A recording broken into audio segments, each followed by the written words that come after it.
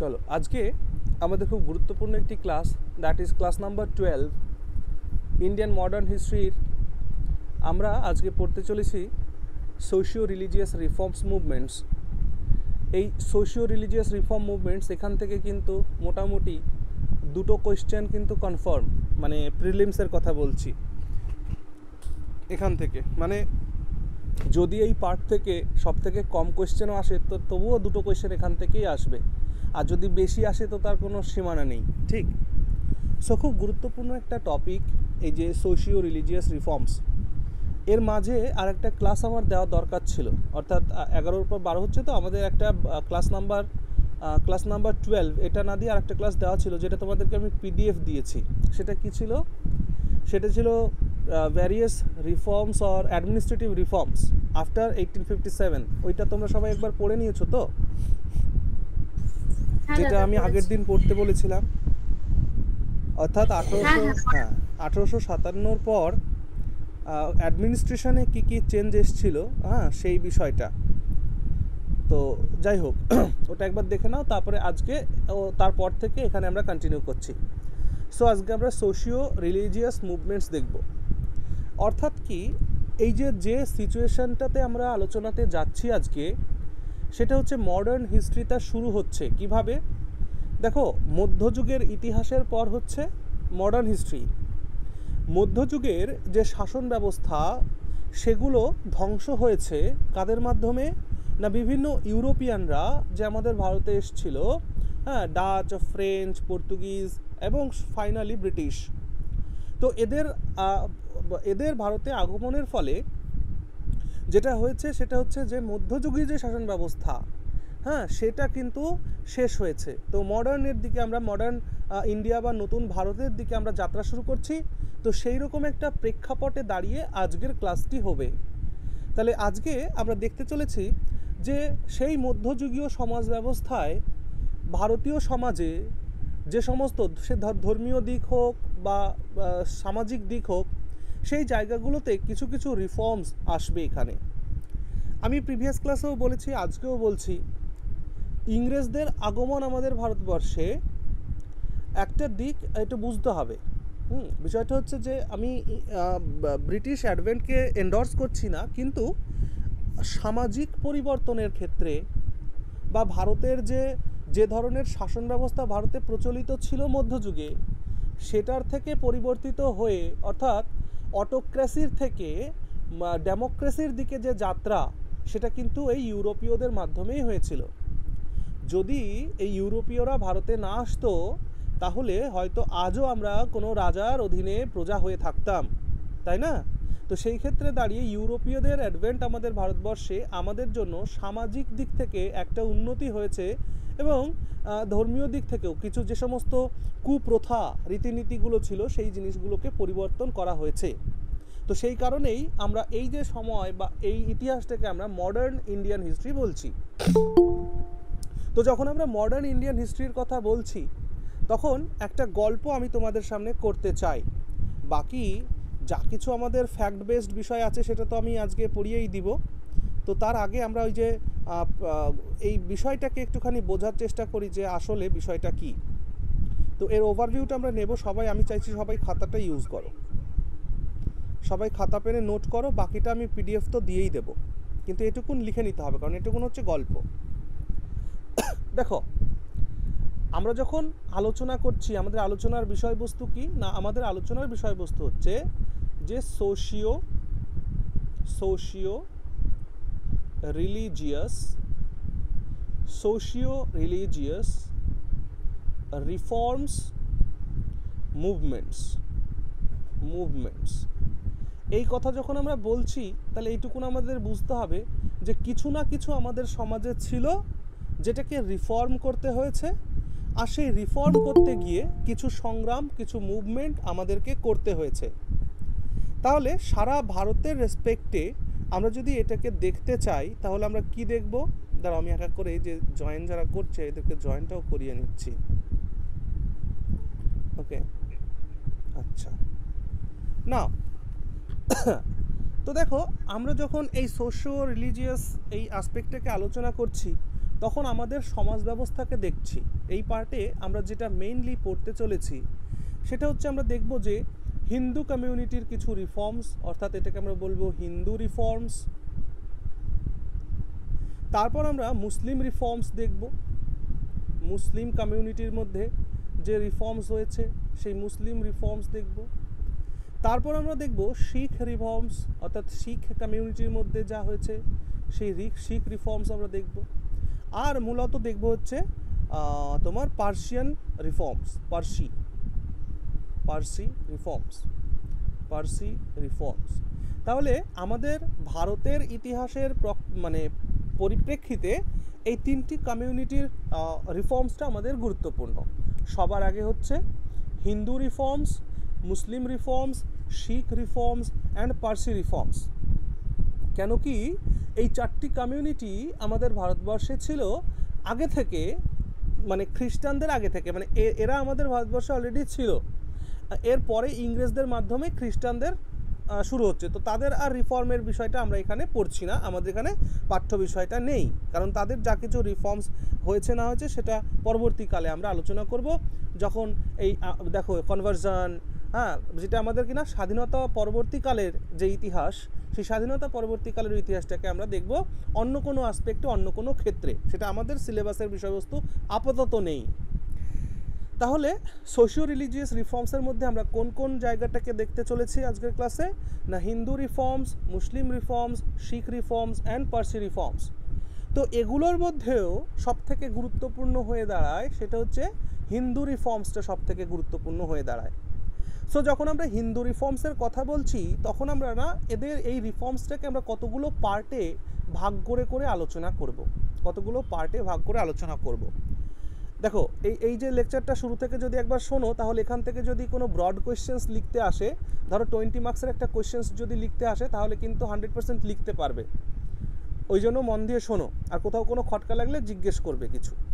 তাহলে এবার আসো হিন্দু রিফর্মসকে আমি বললাম আমরা চারটে জায়গা থেকে আলোচনা করব। এক তো দেখব বাংলাতে কি পরিস্থিতি ছিল বা বাংলাতে কি আন্দোলন হয়েছে এই হিন্দু রিফর্মস নিয়ে, হ্যাঁ। তারপর আমরা দেখব বম্বেতে কি হলো। তারপর আমরা দেখব সাউথ ইন্ডিয়াতে কি হলো, সাউথ ইন্ডিয়াতে কি ধরনের রিফর্মস বা মুভমেন্টস হয়েছে সেটা। আর একটা দেখব হচ্ছে তোমার অল ইন্ডিয়া লেভেল দেখব, অল ইন্ডিয়া লেভেল দেখব। নাও সাউথ ইন্ডিয়াকেও যদি আবার দেখি, তো সাউথ ইন্ডিয়াকেও দুটো পার্টে ভাগ করে আমাদের দেখতে হবে। এক তো দেখতে হবে কেরালাতে কি হলো, আর একটা দেখতে হবে মাদ্রাজে কি হলো।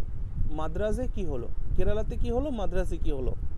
শুনে রাখো, হয়তো প্রত্যেকটা বিষয় আমাদের ক্লাসে যদি আমি আলোচনা নাও করি, আমরা ক্লাসে খুব গুরুত্বপূর্ণ বিষয়গুলো আলোচনা করব। বাকি আমি যে তোমাদেরকে নোটটা প্রোভাইড করে দিচ্ছি সেই নোটে কিন্তু সবটাই থাকবে, আমাদের ক্লাসে যেগুলো আলোচনা হচ্ছে না সে সবটাই ওখানেও নোটে থেকে যাবে, সো ডোন্ট ওয়ারি। তাহলে এই হচ্ছে আমরা বুঝতে পারছি যে আমাদের আলোচনাটা কোন দিকে যাবে। তাহলে আমরা হিন্দু রিফর্মসের ক্ষেত্রে বাংলা, বম্বে, সাউথ ইন্ডিয়া এবং অল ইন্ডিয়া লেভেলে দেখব। সাউথ ইন্ডিয়াতেও কেরালা, মাদ্রাজ এই জায়গাগুলোকে আমাদের দেখতে হবে। যখন আমরা মাদার বুক থেকে পড়ব তখন এই জায়গাগুলোকে বা এই যে প্যাটার্ন আমরা সাজিয়ে নিলাম এইভাবে এই বিষয়টাকে আমরা পড়ব। ওকে, নাও এবার আমরা আসি একটা প্রশ্নে, সেটা হচ্ছে এই যে সোশিও রিলিজিয়াস রিফর্মসের মুভমেন্টসের কথা বলছি, তো এই মুভমেন্টগুলো না কতগুলো ফান্ডামেন্টালসের উপরে ডিপেন্ড করে হয়েছিল। সেই ফান্ডামেন্টালসগুলো কি না, সেই ফান্ডামেন্টালগুলোর মধ্যে দেখবা কিছু সোশ্যাল এভেলস আছে, যেটা 18th সেঞ্চুরিতে আমাদের সমাজে যে সামাজিক যে মানে খারাপ বা কুপ্রথা সেটা দেখতে পাবো।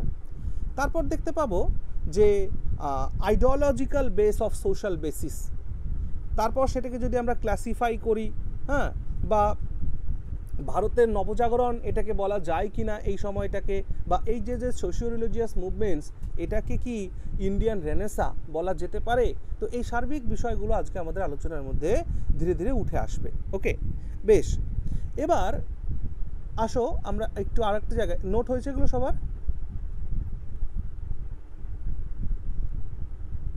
কি? হ্যাঁ স্যার। ওকে, চলো এবার আমরা এই যে সোশিও রিলিজিয়াস মুভমেন্টস হচ্ছে এর পেছনে কিসের উপর ভিত্তি করে হচ্ছে?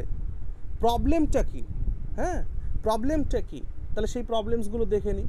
তাহলে সবার প্রথমে নেক্সট হেডিং লাগাও যে problems of our society, problems of our society. আমাদের সোসাইটিতে প্রবলেমগুলো কি না, তোমরা দেখতে পাচ্ছ আমাদের সোসাইটি প্রবলেমগুলো এক এক করে বলছি। প্রথম প্রবলেম তো মহিলাদের সাথে যুক্ত প্রবলেম, হ্যাঁ অর্থাৎ প্রবলেমস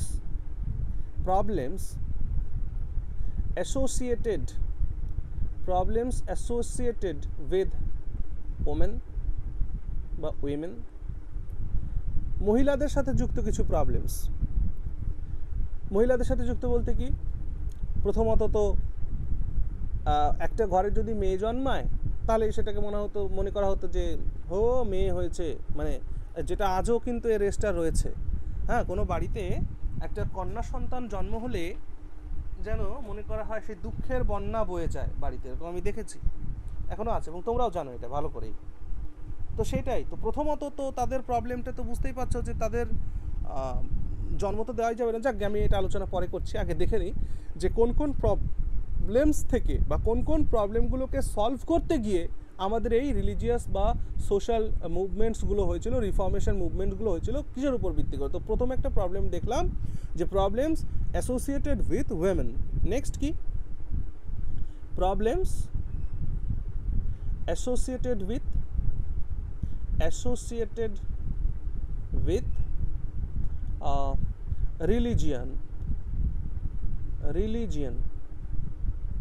তাহলে ধর্মের সাথে রিলেটেড কিছু প্রবলেমস। 3 নম্বর প্রবলেমস কি দেখব না, জাতি প্রথা, জাতিভেদ, সেটার উপরে প্রবলেমস অ্যাসোসিয়েটেড উইথ কাস্টস। জাতিভেদ সেই কাস্টের উপরে, জাতিগত যে অস্পৃশ্যতা বা ছোট জাত মানে বড় জাত এরকম একটা ব্যাপার, এই বিষয়গুলো। আর কি দেখব না, এডুকেশনের সাথে প্রবলেম, শিক্ষা ব্যবস্থার মধ্যে প্রবলেমস অ্যাসোসিয়েটেড উইথ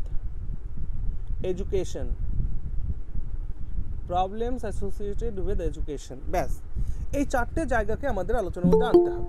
তাহলে এই যে আমাদের সোশ্যাল রিফর্ম হয়েছে, সেই সোশ্যাল রিফর্মের মধ্যে আমরা কতগুলো প্রবলেম দেখতে পাচ্ছি না, এই 4টে প্রবলেম। এক, problem associated with women, problems associated with religion, problems associated with castes, problems associated with education.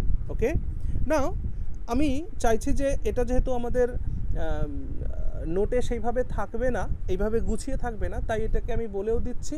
পরে যখন তোমরা এই ক্লাসটাকে শুনবে আর একবার, তখন নিজেদের মতন করে এখান থেকে একটা ব্রড নোট তৈরি করে নিও। ওকে, বেশ। তাহলে এবার আমরা না এই এক একটা প্রবলেমকে একটু আলোচনা করি, তারপরে আমরা আমাদের থিওরির মানে যেটা আর কি স্ট্যাটিক বেসড যে পার্ট আছে সেখানে চলে যাই ক্লাসের। ওকে, সো এই পর্যন্ত যদি নোট হয় তাহলে বলো, তারপর মুছে দিই। ওকে, তো সবার প্রথম যখন আমরা আলোচনা করছি 1 নাম্বার প্রবলেম নিয়ে, that is problems associated with উইমেনদের নিয়ে যে প্রবলেম, সেটা কি, সেটা হচ্ছে এক এক করে লিখবো আমরা পয়েন্ট। কি, এক তো ফিমেল ইনফ্যান্টিসাইড, মানে প্রথম কথা হচ্ছে যে মেয়ে তো জন্মানো যাবেই না, আর যদিও মেয়ে জন্মে যায় তাহলে তাকে হত্যা করো, অর্থাৎ একটা শিশু কন্যা জন্মগ্রহণ করার সাথে সাথে তাকে মেরে ফেলো। অর্থাৎ আমরা এখানে এই যে প্রবলেমস অ্যাসোসিয়েটেড উইমেন দেখতে চলেছি না, এখানে আমরা দেখব যে তার জন্ম থেকে, অর্থাৎ সেই সমাজ ব্যবস্থাটাকে রিফর্ম করার জন্য মুভমেন্ট করতে হয়েছে, সেই সমাজ ব্যবস্থায় একটা নারীর অবস্থান কোথায় ছিল। তাহলে একটা নারীর, সেই সমাজ ব্যবস্থায় একটা নারীর জন্ম থেকে মৃত্যু পর্যন্ত কি জন্ম থেকে মৃত্যু পর্যন্ত কি কি সমস্যা ছিল বা কি কি প্রবলেম তাকে ফেস করতে হয়েছে, সেই বিষয়গুলোকে আমাদের এই আলোচনার মধ্যে আনছি আমরা। ওকে, তাহলে সবার প্রথম কথাটা কি বললাম, যে ফিমেল ইনফ্যান্টিসাইড, অর্থাৎ মেয়ে জন্ম না হোক সেটাই ভালো, আর যদিও জন্ম নেয় তাহলে তাকে মেরে ফেলো। এবার মনে করো যে কারো সন্তানাদি হচ্ছে না, তো মেয়ে হয়েছে, তো তাকে তো আর মেরে ফেলা যাচ্ছে না, তাহলে বেঁচে যখন গেছেই তখন এক কাজ করো, পড়াশুনো শেখানোর কোনো দরকার নেই, কারণ মেয়ে মানুষ আলটিমেটলি ওই শ্বশুরবাড়ি যেতে হবে, শ্বশুরবাড়ি গিয়ে ভাত রান্না করেই খেতে হবে, সো ওই পড়াশুনো শেখানোর জন্য আর টাকা খরচ করে লাভ নেই, এরকম একটা মেন্টালিটি। মানে এই যে প্রবলেমসগুলোকে আমরা এখন আলোচনা করছি, এইগুলোকে রেকটিফাই করার জন্যই যে আন্দোলন হয়েছে সেটাই হচ্ছে আমাদের সোশিও রিলিজিয়াস রিফর্মস মুভমেন্ট। বুঝতে পারছি তো আমরা নাকি বিষয়গুলো?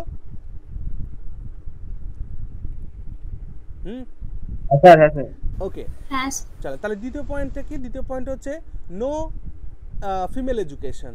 তো মেয়েটা যদি বেঁচেও যায় তাহলে তাকে এডুকেশনের কোনো প্রয়োজন নেই, শিক্ষা দীক্ষা তার কোনো দরকার নেই, নো ফিমেল এডুকেশন। তারপর কি, পড়াশুনো যখন শেখালামই না, কতদিন বার ঘরে বসিয়ে রাখবো, সো 10-12 বছর হলেই তাকে এবার বিদেয় করো। অর্থাৎ এখানে কোন প্রবলেমটা চলে আসছে? Child marriage. হ্যাঁ, চাইল্ড ম্যারেজের প্রবলেম চলে আসছে, বাল্যবিবাহ। এবার বাল্যবিবাহ দেওয়ার পরে কি হতো, এই বিয়ে দেওয়ার সময়, অর্থাৎ আগেকার সময় বা সেই সমাজ ব্যবস্থায় যার মেয়ে হতো তার মাথায় হাত পড়তো। কেন? কারণ সে জানতো যে এই মেয়ে বিয়ে দিতে গেলে আমাকে কি দিতে হবে? যৌতুক দিতে হবে, আর সেই যৌতুকের টাকা কোত্থেকে জোগাড় করবো? এর জন্য জমি বাড়ি বিক্রি করো, গরু, বাড়িতে যে গবাদি পশু আছে সেগুলো বিক্রি করো, অথবা গহনা বিক্রি করো, এরকম একটা ব্যাপার। অর্থাৎ ডাউরি, যে কাস্ট বা ডাউরি প্রথা, সেটা, অর্থাৎ ডাউরি, এখান থেকে ডাউরি প্রবলেমটা আমরা দেখব। Dowry problem. সো এইভাবে করলে দেখবা তোমরা নিজেদের মধ্যে সুন্দর করে কিন্তু নোট ডাউরি বলতে কি পণ? হ্যাঁ, বিয়েতে দেয়। ইয়েস, পণ দেওয়া, যৌতুক দেওয়া। ওকে, যে বিয়ে দিতে গেলে যৌতুক দিতে হবে। এবার দিলে বিয়ে হলো, এখন বিয়ে হওয়ার পর শ্বশুর বাড়ি গিয়ে তাকে বিভিন্ন ধরনের নিয়ম কায়দা মানতে হবে, বিশেষ করে মুসলিম কমিউনিটির মধ্যে যেটা আমরা দেখি সেটা হচ্ছে পর্দা সিস্টেম। পর্দা সিস্টেম, তাকে পর্দা মেনে চলতে হবে, সবার সামনে বাইরে বেরোনো যাবে না, হ্যাঁ, ঘুমটার আড়ালে থাকতে হবে, এরকম একটা ব্যাপার। তারপর কি? তারপর হচ্ছে যে মেয়ের আবার সম্পত্তির অধিকার কিসের? মানে বাবার সম্পত্তিতে মেয়ের অধিকার থাকবে কেন? তার মানে সব অধিকার ছেলেদের জন্য। এমনও সেই সময়ের সমাজ ব্যবস্থা ছিল, মনে করো একটা বাবার 2 মেয়ে, তার ছেলে হয়নি, সেই বাবার সম্পত্তির অধিকার সেই মেয়েরা পাবে না, সেই বাবার অন্য কোনো আত্মীয় স্বজন ছেলে থাকলে সে পাবে, এরকম একটা পরিস্থিতি ছিল তখন। বুঝতে পারছো? সেই জায়গা থেকেই এই আমাদের পটভূমিতে আজকে আমরা পড়ছি। তাহলে কি? No property right, no property right, সম্পত্তির অধিকার দেওয়া যাবে না। তারপর কি?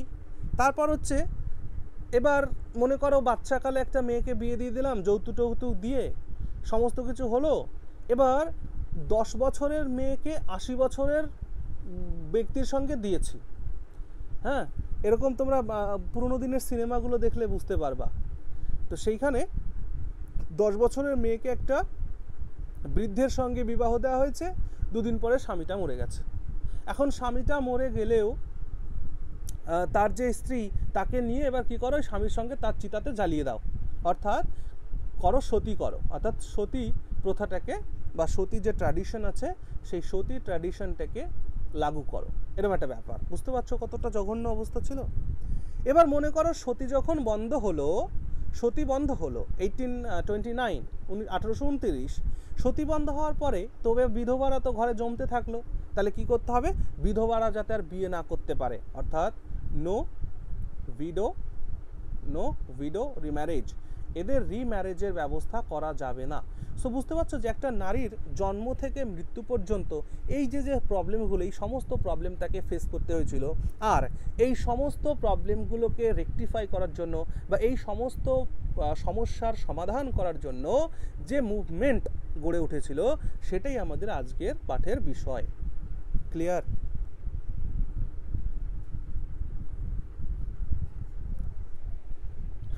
দাদা, হ্যাঁ বলো। বলছি এরকম এই যে এই নো উইডো রিম্যারেজ এই জিনিসটা আছে, আমি মানে এরকম অনেক পুরোনো দিনের সিনেমাতে তো এগুলো দেখায় যে কিভাবে ওদের মানে বাচ্চা মেয়েগুলোকে কিভাবে হেনস্থা করা হতো, মানে কাঙালি না কি একটা সিনেমা ছিল সেখানেও দেখিয়েছে যে একদম মানে সতী প্রথা যেরকম হচ্ছে। কিন্তু একটা এরকম প্রথা চালিত ছিল, এটা ওয়াটার বলে একটা সিনেমা, ওটা কোনো একজন লেখকের থেকে অনুবাদ করে ওয়াটার সিনেমাটা এসেছিল, সেখানে দেখিয়েছিল যে বেনারসে যে বিধবাদের পাঠিয়ে দেওয়া হতো, হুম সেই মানে আমরা সোশ্যোলজিতেও এটা পড়েছি, হুম হুম। তাদের দিয়ে ইনল্যান্ড প্রস্টিটিউশন করানো হতো। এটা কি সত্যি? হ্যাঁ, একদমই তাই। কথাটা মিথ্যা নয়, কথাটা মিথ্যা নয়। এবার এটা কেন বলো তো, এই জিনিসটাকে যদি ওয়াটার সিনেমা ব্যান তো ইন্ডিয়াতে। হ্যাঁ, কিন্তু আমাদের ডকুমেন্টারি মানে পড়তে হয়েছিল। ও আচ্ছা। হ্যাঁ, এই এই বিষয়গুলোর মধ্যে আমরা ঢুকবো, ঠিক আছে? এই বিষয়গুলো যখন আমরা রামমোহনের আইডিওলজিটাকে একটু দেখবো না, তখন এই বিষয়টা আমি একটু আলোচনা হ্যাঁ, করব। তখন দেখবা যে তোমাদের বিষয়টা ক্লিয়ার হয়ে যাচ্ছে যে কেন এরকম হয়েছিল। কিন্তু স্যার 80 বছর বয়সে বাচ্চা মেয়েকে বিয়ে করা, এটা কিন্তু স্যার আমার কোনোদিনই বিশ্বাস হয় না। হ্যাঁ, এটা করতো এটা করতো। হয়েছে, এটা আমাদের যে সমাজে করতে, ছিল। তারও তারও কি মানসিকতা নেই? আমার তো এটা ঠিক মানে মানে বিশ্বাসই করতে হয় না আমি এটা। হ্যাঁ কুলীন ব্রাহ্মণ প্রথার কি ছিল? হ্যাঁ হ্যাঁ হ্যাঁ, এই বিষয়টা আমরা আলোচনার মধ্যে আসবো, আর একটু পরেই আসবে, একটু শুনতে থাকো। হ্যাঁ, চলো, কেন এমনটা ছিল এটা আলোচনা করবো। এই কি আবার ল্যাগ করছে যে, দেখো। চলো, 2 নম্বর কি প্রবলেম ছিল বলে ফেলো একটু। No female education. না, 2 নম্বর problem, problems, Religious. Religious problems. আচ্ছা, ঠিক, problems, problems associated with religion. ধর্মের সাথে যুক্ত কি কি প্রবলেম দেখব না, এক এক করে দেখি। সবার প্রথমে তো যে সেখানে সংগ্রাম চলল মনোথিজম না পলিথিজম, মানে ভগবান একজন না ভগবান অনেকজন, এইটা। তাহলে এইখানে যেটা দেখতে পাচ্ছি ধর্মের যে প্রবলেম, সেটা হচ্ছে পলিথিজম, পলিথিজম ভার্সাস মনোথিজম। তাহলে পলিথিজম মানে বহু ঈশ্বরবাদ, আর মনোথিজম মানে এক ঈশ্বরবাদ, এই দুটোর মধ্যে সংঘাত। 2, আইডোলেট্রি, আইডোলেট্রি, LETORY, হ্যাঁ, আইডোলেট্রি মানে মূর্তি পূজা। সো দেখো, মূর্তি পূজার ক্ষেত্রে ভিন্ন ভিন্ন জনের ভিন্ন ভিন্ন মতামত রয়েছে। যেমন আমাদের বেদের মধ্যে বলা হচ্ছে যে ঈশ্বরের আকার রূপ, কারণ ঈশ্বর হচ্ছে সর্বত্র বিরাজমান, ঠিক না? তো সেই ক্ষেত্রে আমি কোন রূপ গড়ে তাকে কিভাবে পূজা করব, এটা একটা ব্যাপার। যেমন যেটা, আমি এগুলো বিশ্বাস করি স্যার। হ্যাঁ, যেটা যেটা একদমই তাই, যেটা রাজা রামমোহন রায় বলতো। কিন্তু আবার স্বামী বিবেকানন্দের কাছে যদি তুমি চলে আসো, তাহলে স্বামী বিবেকানন্দ দেখবে সুন্দর ব্যাখ্যা দিবে। স্বামী বিবেকানন্দ বলবে যে চিন্ময়ী মায়ের মৃন্ময়ী রূপ দর্শন করলে মনে যতটা শান্তি হয়, মানে একটা ফাঁকা ঘরে বসে বসে আমি একটা পরম শক্তির আরাধনা করছি, কিন্তু সেই পরম শক্তির স্বরূপ আমরা গ্রহণ করতে পারছি না, বা সেই পরম শক্তির আভাস আমরা পাচ্ছি না। তাহলে কি হবে? এতে আমাদের মননে অসুবিধা হবে, মননে অসুবিধা হবে।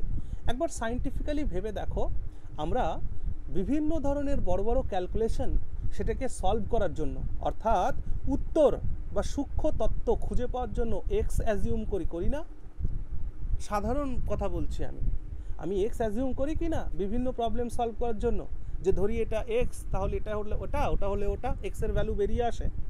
তাহলে সেই ক্ষেত্রে থেকে, সেই জায়গা থেকে দাঁড়িয়ে স্বামীজি বলছেন যে যদি সেই পরম সত্যকে বা পরম শক্তি, যেটা আমাদের পরমাত্মা, সেই পরমাত্মাকে যদি প্রাপ্তি করতে হয়, তাহলে সেই চিন্ময় রূপকে, হ্যাঁ, মৃন্ময় রূপে তোমাকে দেখতে হবে, অর্থাৎ একটা এক্স অ্যাজিউম করতে হবে। আর এই হিন্দুদের কাছে, যারা আইডলট্রিতে বিশ্বাস করে, তাদের কাছে এই মূর্তিটা হচ্ছে একটা এক্সেরই সমান, অর্থাৎ যার মাধ্যমে আমি সেই পরম শক্তির কাছে পৌঁছাতে পারবো। আমাদের সনাতন সংস্কৃতি এই জন্যই যুগ যুগ ধরে চলছে, কেন জানো? এখানে কোনো রিজিডিটি নেই। মানে একটা হিন্দু ঘরে একটা ছেলে জন্ম হয়েছে বা একটা মেয়ে জন্ম হয়েছে, সে যদি আজীবনকাল তার পুরো লাইফ সার্কেলে সে যদি কোনো দিন কোনো পূজা অর্চনা নাও করে, তাও সে হিন্দু বলে গণ্য হবে। কিন্তু এই ধরনের যে ফ্লেক্সিবিলিটি সেটা অন্য কোনো রিলিজিয়ান দেয় না, ওকে। কিন্তু সেটা সনাতন রিলিজিয়ান এটাকে আমাদের অ্যালাউ করে। কারণ আমরা যদি আমাদের সনাতন কালচারটাকে দেখি, তাহলে তুমি দেখবে যে এই ভারতবর্ষে চার্বাকরা ছিল কি না, ছিল না বলো? যে চার্বাকরা কোনো কিছুতেই বিশ্বাস করতো না, যা দেখা যায় না তা বিশ্বাসযোগ্য নয়। অর্থাৎ একটা নাস্তিক বা সংশয়বাদী একটা গ্রুপ, তারাও কিন্তু ভারতবর্ষে ফুলে ফেপে উঠেছে, তাদেরও আইডিওলজি কিন্তু ভারতবর্ষে, তাদের দর্শনটাও কিন্তু ভারতবর্ষে রয়েছে, ভারতীয় সমাজ গ্রহণ করেছে। যেখানে একটা জায়গায়, হ্যাঁ একটুখানি বলি তারপরে, নাহলে আমি খেয়ে হারিয়ে ফেলবো ভাই। ঠিক আছে। আচ্ছা, একটা জায়গায় দেখতে পাচ্ছি যে আমি মায়ের মন্দিরের সামনে একটা পশুকে বলি দিচ্ছি, এই ধরনের নৃশংসতাও আমরা দেখছি। আবার দেখো, কারো কাছে এটা ভালো মনে হতে পারে, so don't take it other way, কারণ একটা জীবকে হত্যা করা মানে তো নৃশংসতাই হবে, তাহলে তার অন্য ধরনের আয়াম থাকতে পারে আলোচনার, আমি ওটা বলতে চাইছি না, আমি যেটা বোঝাতে চাইছি সেটা বোঝো। অর্থাৎ একটা জায়গায় আমরা দেখছি ভারতের সংস্কৃতিটা আমি বোঝানোর চেষ্টা করছি, ভারতের কালচারটা কি। তো একটা জায়গায় দেখছি মন্দিরের সামনে আমার একটা পশু, নিরীহ পশুকে আমরা বলি দিচ্ছি। আবার একই ভারতবর্ষের একই মাটিতে জৈনদের যখন আমরা দেখছি, জৈনিজম, সেইখানে দেখছি যে তারা একটা উদ্ভিদ, হ্যাঁ, তাকেও মানে হত্যা করা পাপ বলে তারা বলছে, তাই না? জৈন দর্শনের মধ্যে আছে কিন্তু একটা উদ্ভিদ যার প্রাণ আছে, যে জীব যার জীবন আছে, তাকে হত্যা করা যাবে না, সেটাও পাপ। তাহলে বুঝতে পারছো তো দুটো পাশাপাশি কিভাবে রয়েছে। আর এই ভারতভূমিতে সারা পৃথিবীর যত সংস্কৃতি আছে সবাই এখানে কিন্তু এসেছে, সবাই এখানে একসাথে বসবাস করতে পেরেছে, এই সুযোগটা কিন্তু রয়েছে। আচ্ছা, তাহলে আইডোলেট্রি, এবার বলো, ও আকাশ কি বলছিল বলো। আমিও ভুলে গেছি। ওকে, তাহলে আইডোলেট্রিটা আমাদের আলোচনার মধ্যে আনলাম কেন? কারণ আমরা যখন ব্রাহ্ম সমাজ দেখব না, ব্রাহ্ম সমাজ দেখব, সেই ব্রাহ্ম সমাজের আলোচনার ক্ষেত্রে এটা আমাদের দরকার পড়বে। যে রাজা রামমোহন রায় মূর্তি পূজাতে বিশ্বাস করতেন না, তিনি বলতেন যে সেই পরমাত্মা বা যে সর্বশক্তিমান তাকে আর কী রূপে পূজা করব, মানে বেদের যে বিভিন্ন কাহিনী সেটা নিয়ে তিনি আলোচনা করতেন। আবার পরবর্তীকালে যখন তুমি রামকৃষ্ণ পরমহংসদেবকে দেখবা, সেই এখানেও আছে, আমাদের ক্লাসেই থাকবে, তো রামকৃষ্ণ পরমহংসদেবের দেখবা যে সে কালী মায়ের সঙ্গে কথা বলছে, সে কালী মাকে খাবার খাইয়ে দিচ্ছে, বুঝতে পারছো তো? সো যে ধর্মের যে মানে সাধনার স্বাধীনতা, এটা খুব বড় জিনিস। সাধনার স্বাধীনতা। মূর্তি পূজাতে বিশ্বাস করে না স্বামী দয়ানন্দ সরস্বতী? হ্যাঁ, স্বামী, দেখো যারা বৈদিক মতে, হ্যাঁ, তারা মূর্তি পূজাতে বিশ্বাস করবে না, মানে দেখো বিশ্বাস করে না কথাটা ঠিক নয়, মানে তাদের এটা প্রেফারেবল নয়, ওকে। তারা বেশি প্রেফার করে সেই পরমাত্মা, তারা ধ্যানের মাধ্যমে, ওই ওম শব্দের মাধ্যমে তারা পরম শক্তির ইয়ে খুঁজে বেড়ায়, ওকে। চলো তারপর আসো আইডোলেট্রি, তারপর আসো কি না, যখন দেখো আইডোলেট্রি যখন তুমি অপোজ করছো, ইটস ওকে, নো প্রবলেম।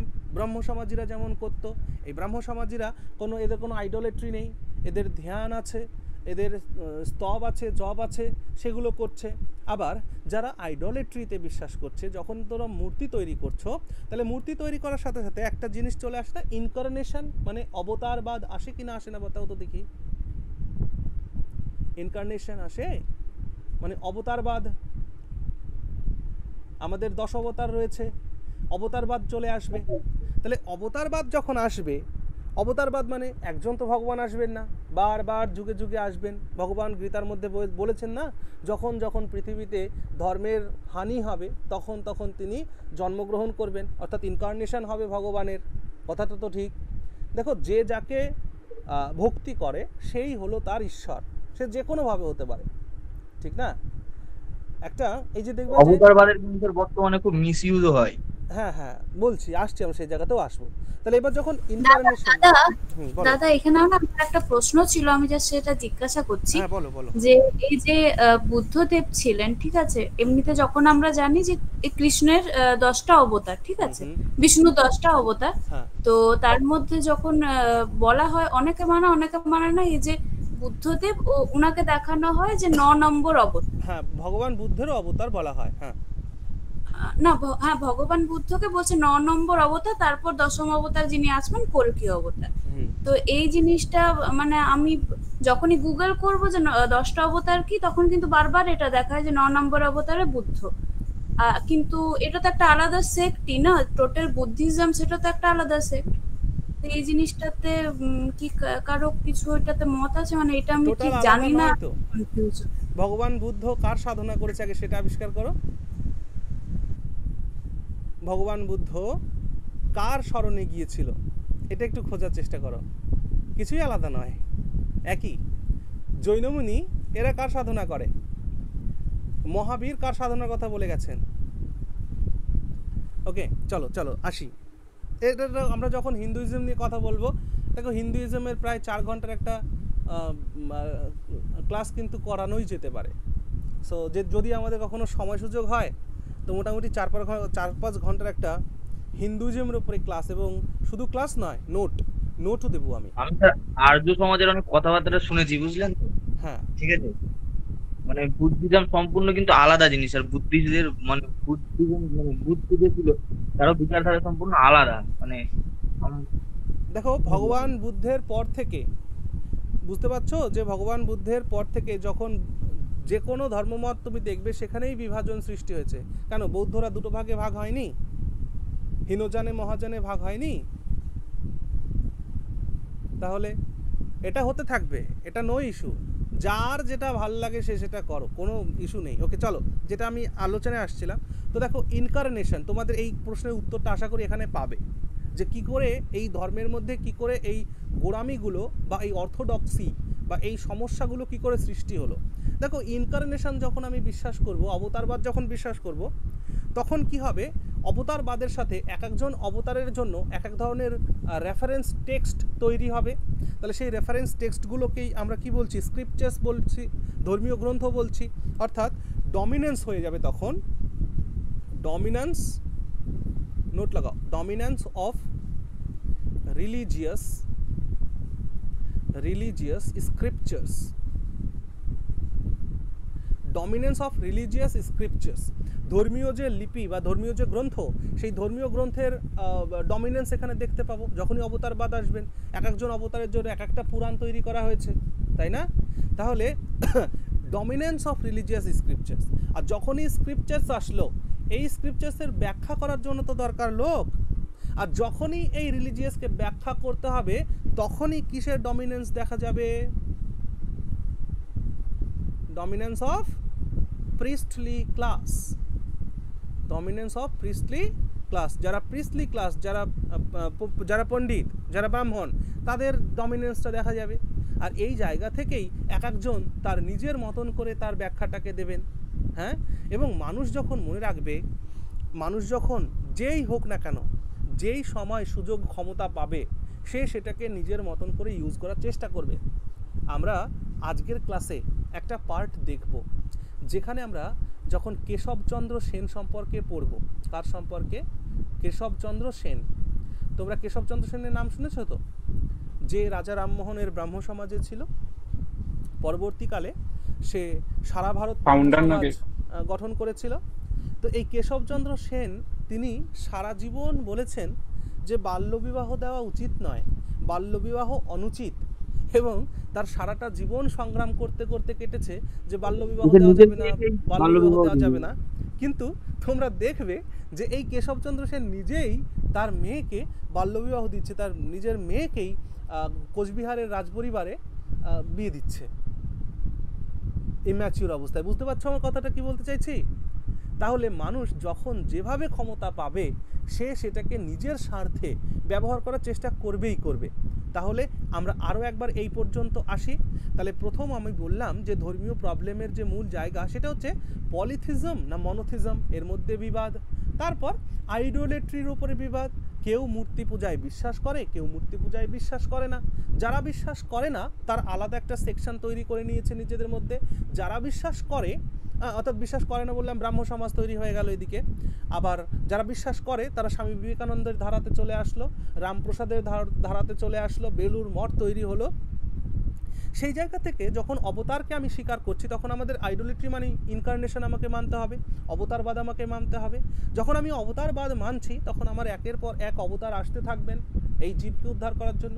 আর সেই এক একজন অবতারের কাছে এক একজন অবতারের জন্য এক একখানা করে রিলিজিয়াস টেক্সট তৈরি হবে। আর সেই রিলিজিয়াস টেক্সটগুলোকে ডিফাইন করার জন্য বা এক্সপ্লেইন করার জন্য বা তাকে ডেসক্রাইব করার জন্য কিছু প্রিস্টলি ক্লাস আমাদের তৈরি হবে। এভাবেই তো আমাদের সমাজ বিবর্তিত হয়েছে। সেই ব্রাহ্মণ সমাজ বলো বা পণ্ডিত সমাজ বলো, এটা তৈরি হয়েছে, প্রিস্টলি ক্লাস তৈরি হয়েছে।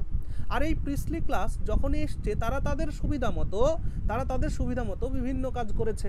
যেমন আগেকার দিনের যদি আমি গল্প বলি, আগে গ্রাম বাংলাতে এক একটা গ্রামে মনে করো যে এরকম ব্রাহ্মণ পরিবার ছিল। তো তারা কি করতো, তারা তাদের ওই বাড়িতে মনে করো যে একটা কৃষকের মেয়ের বিয়ে ঠিক হবে। তো সেই মেয়ের বিয়ে ঠিক হতে গেলে তো ওই যে লগ্ন টগ্ন দেখতে হবে, কোনটা সঠিক মুহূর্ত কোনটা কি সেটা দেখতে হবে। তার জন্য কোথায় যেতে হবে, ঠাকুর বাড়ি যেতে হবে। তো ঠাকুর বাড়ি এসছে সেই কৃষক, তো সেই ঠাকুর বাড়ি, এটা রিয়াল ঘটনা বলছি আমি, সেই ঠাকুর বাড়ি আসলে ঠাকুর বলছে যে কি হলো ব্যাপার, কিসের জন্য এসছিস? বলছে যে ঠাকুরমশাই মেয়ের বিয়ে দেবো, তা ভালো ডেট কবে কি আছে একটু বলে দিন। তো ঠাকুর বলছে যে দেখ ওই ডেট দেখতে অনেক টাইম লাগবে, হ্যাঁ এটা তো জ্যোতিষীয় কাজ, আমার ক্যালকুলেশন করতে অনেক সময় চলে যাবে। তা তোর পরে আসিস, আমি এখন এই চলাগুলো ফাড়বো, চলা ফাড়বে আর কি, বাড়িতে আমার কাজ রয়েছে, চলাগুলো ফেড়ে তারপর ওটা দেখে দেবো, তুই রাতে আসিস।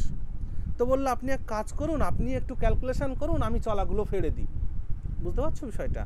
তখন সেই পণ্ডিত ঘরের ভেতরে গিয়ে পঞ্জিকা দেখে শুয়ে পড়েছে, আর সেই কৃষক 2-3 ঘন্টা ধরে তার চলা ফেলে দিয়েছে।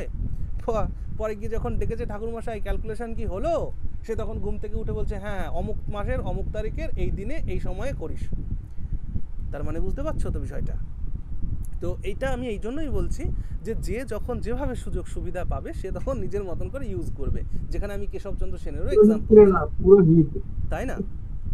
ওকে, তাহলে আমরা এখানে দেখতে পাচ্ছি যখনই প্রিস্টলি ক্লাসের ডমিনেন্স আসলো, আর এই প্রিস্টলি ক্লাস তার নিজের আধিপত্য বজায় রাখার জন্য সে কি করবে, বিভিন্ন ধরনের জাদুটোনার গল্প আনবে, হ্যাঁ, এই সমস্যা সুপারস্টিশনস যেটাকে বলে, কুসংস্কার, হ্যাঁ, বা অন্ধবিশ্বাস, আননেসেসারি রিচুয়ালস, হ্যাঁ, তারপরে ব্ল্যাক ম্যাজিক, এইগুলো সে করতে বলবে। এখনও যদি একজন অ্যাস্ট্রোলজারের কাছে যদি তুমি যাও তাহলে দেখবে সেটা, আমি কিন্তু কখনো এটাকে ডিনাই করছি না বা অস্বীকার করছি না, যার যেটা আস্থা আছে সেই আস্থাতে আমার পূর্ণ সম্মান আছে, সেটা রেখেই বলছি। এই কেউ একজন কোনো একটা দেখুন, এই যে ইউটিউব ফেসবুক হওয়াতে এখন তো প্রচুর দেখা যায়, এই জায়গায় অমুক মা আছেন, ভূত করছেন, হ্যাঁ আমার হাসি পেয়ে যায় যদিও দেখলে জিনিসগুলো, যে সেইখানে এই ফেসবুকেই আমি বোধহয় দেখছিলাম যে একটা ভূত ছাড়ানোর একটা কাহিনী দেখছিলাম, এবং সেখানে মানুষজন প্রচুর লাইন দিয়ে দাঁড়িয়ে আছে, আর এক একজন করে ভেতরে ঢুকছে, আর সেই একজন বসে আর একজনকে বলছে যে এর এই সমস্যা হয়েছে, ওর ওই সমস্যা হয়েছে, মানে কীভাবে বলে, মানে সেই এক্সরে মেশিনের মতো দেখে বলে দিচ্ছে আর কি। তো যাই হোক, তারপর বাচ্চাগুলোরও ভূত ঢুকছে, বলছে বাড়ি চলে যা এসবও বলছে। তো এরকম বিষয়গুলো রয়েছে। তাহলে এখানে কি, যখনই এই প্রিস্টলি ক্লাসের ডমিনেন্স দেখতে পাবো তখনই আমাদের সমাজ ব্যবস্থায় সুপারস্টিশনস দেখতে পাবো। সুপারস্টিশনস এর সাথে আননেসেসারি রিচুয়ালস, মানে যে রিচুয়ালসগুলোর আদৌ কোনো দরকার নেই সেটাকেও করো, আননেসেসারি রিচুয়ালস। তারপর কি, এর সাথে সাথে আমরা ব্ল্যাক ম্যাজিকও পেয়ে যাব, হ্যাঁ, কালা জাদু টোনা, বশীকরণ তন্ত্র মন্ত্র। হ্যাঁ, আসলে যদি এই বশীকরণ তন্ত্রমন্ত্রে কাজ হতো তাহলে একবার বলো দেখি, মমতা ব্যানার্জি এই একজন এই ব্ল্যাক ম্যাজিক যারা করে তাদের কাছে গিয়ে বলতো না, মোদিজিকে একটু বশ করে দাও যাতে আর কোনো তদন্ত না করে, মানে এই যে আমার রাতে এত তদন্ত করছে এগুলো সব বন্ধ করে দিই, হ্যাঁ মোদিজিকে একটু বশ করে দাও, এরকম তো হয় না। তো এটা তো এটা কেন হয় দেখো, মানুষের আমি যেটা অবজার্ভ করেছি যে একটা মানুষ যখন সে সব দিক থেকে সুখী আছে, তার মেন্টাল হেলথ যতক্ষণ ঠিকঠাক আছে, সে তখন নিজের ওপর ছাড়া অন্য কাউকে বিশ্বাস করে না। যখন সে নিজের থেকে ভেঙে পড়ে, যখন তার নিজের ওপর বিশ্বাসটা না থাকে, তখন সে অন্য কাউকে বিশ্বাস করে। সেটা হতে পারে কোনো অ্যাস্ট্রোলজার, হতে পারে কোনো তান্ত্রিক, ওঝা ইত্যাদি ইত্যাদি। আমার কথা কি বোঝা গেল? অর্থাৎ হ্যাঁ মানুষ দাদা। যখন ডিস্ট্রেসে থাকে, মানুষ যখন কোনো প্রবলেমে পড়ে, তখন সে অন্যের দ্বারস্থ হয় কিসের আশায়? সুখের আশায়, বা তার এই যে যে দুর্দশা চলছে তার থেকে মুক্তির উপায় পাওয়ার জন্য। আর সেটাকেই এখন এটাকে ব্যবসায়ের জায়গায় পরিণত করা হয়েছে, যে এত টাকা দিলে রাতারাতি বশীকরণ, হ্যাঁ, কাজ না হলে পয়সা ফেরত, এরকম একটা ব্যাপার আছে না। ট্রেনে দেখবা একদম গেটের মুখেই লাগানো থাকে জিনিসগুলো, হ্যাঁ, লাল বাবা, কালো বাবা, সাদা বাবা, ইত্যাদি ইত্যাদি। ওকে, ঠিক আছে, হতেই পারে তাদের কিছু কাজ কারবার, তবে এটুকুন আমি বিশ্বাস করি, মানুষ যতক্ষণ তার নিজের উপরে কনফিডেন্স রয়েছে ততক্ষণ সে আর অন্য কারো কাছে যায় না। যখন নিজের উপরে ধীরে ধীরে আস্থা হারাতে শুরু করে তখন সে যায় আর কি, এরকম একটা ব্যাপার। ওকে, তাহলে হ্যাঁ বলো। বলছি বেদের যে 4টি ভাগ আছে, অথর্ববেদে জাদুবিদ্যার কথা তো বলা হয়েছে। হ্যাঁ, অবশ্যই বলা হয়েছে। হ্যাঁ, সেই জন্যই জাদুবিদ্যা বা বলছিলাম। ভৈরব তন্ত্র, কাল ভৈরবের তন্ত্র, যা কিছু আছে সব ওখান থেকে এসছে। দেখো, সমাজের বিভিন্ন আয়ামের জন্য যার যেটা প্রয়োজন সে সেটা যাতে পেতে পারে, ঠিক আছে? এমন কোনো সেকশনকে রাখা হয়নি যে লাগবে না, সবার জন্য লাগবে। এই তোমাদের একটা কথা বলি, এই যে চড়ক মেলা হয় জানো তো তোমরা বাংলায়, আমাদের গ্রাম বাংলায় এটা কিন্তু একটা বিরাট বড় উৎসব, চড়ক হ্যাঁ স্যার, বিশাল হয় আমাদের বাড়ির এখানে। তো আমাদের এখানে সুইচ দোকান। হ্যাঁ, আমি একটা জিনিস দেখেছি চড়ক মেলায়, যাদেরকে যে বড়শি ফোটানো হয় তারা মনে করো যে 1 মাস ধরে তারা তো উপবাসে থাকে, 1 মাস ধরে, ভাবো একবার, এবং তোমরা নিজেরাও এটা ট্রাই করে দেখতে পারো, যদি কোনো ব্যক্তি 2 সপ্তাহের বেশি নিরামিষ খাবার গ্রহণ করে, তাহলে তার মধ্যে না ওই যে স্টোইক নেচারটা চলে আসবে, মানে ইনডিফারেন্ট, উদাসীন একটা যে ভাবনা আছে না, ওটা চলে আসবে। কারণ আমিষ খাবার আমাদের শরীরের মধ্যে একটা আলাদা এনার্জিকে কাজে লাগানোর জন্য কাজ করে। যেমন আমাদের শরীরে পুরুষের দেহে টেস্টোস্টেরন আর ফিমেল বডিতে প্রোজেস্টেরনের সিক্রেশন কিন্তু আমিষের জন্য এই মানে ওর যে কাজ, সেই কাজটা আরও বৃদ্ধি পায়। এই জন্য দেখবো যাদের ইল হেলথ থাকে, বিশেষ করে সেক্সুয়ালি ইল হেলথ যাদের থাকে, তাদেরকে ডাক্তারবাবুরা বেশি বেশি করে প্রোটিন খেতে বলেন।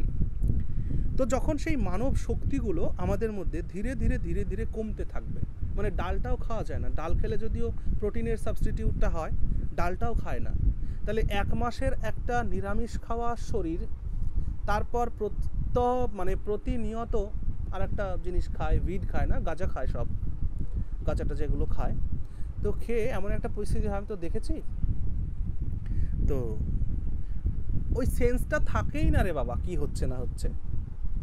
কিন্তু যখন ধীরে ধীরে কয়েকদিন পর ওই ব্যথাটাও গায়েব হয়ে যায়, মানে ওটা তো খেতেই থাকে।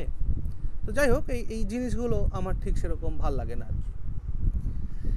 চলো, বাকি রিচুয়ালসের জায়গা থেকে যে যা করছে ঠিক আছে, করুক, বারণ করবো কেন? কারণ বারণ করাটাই যাবে না, কেন জানো তো? কারণ এই পৃথিবী আমার একার নয়। সবসময় না একটা জিনিস মাথায় রাখবা, কেউ কোনো একটা কাজ করছে, তো সেই কাজটার মাধ্যমে যদি অন্য কারো ক্ষতি না হয়, তাহলে ভাই লেট দেম ডু, করুক না, অন্য কারো ক্ষতি তো আর হচ্ছে না, তাদের স্বাধীনতা আছে সেটা করবার জন্য, করুক। চল, নেক্সট কি প্রবলেম ছিল 3 নম্বরে? Problem caste. Problem associated with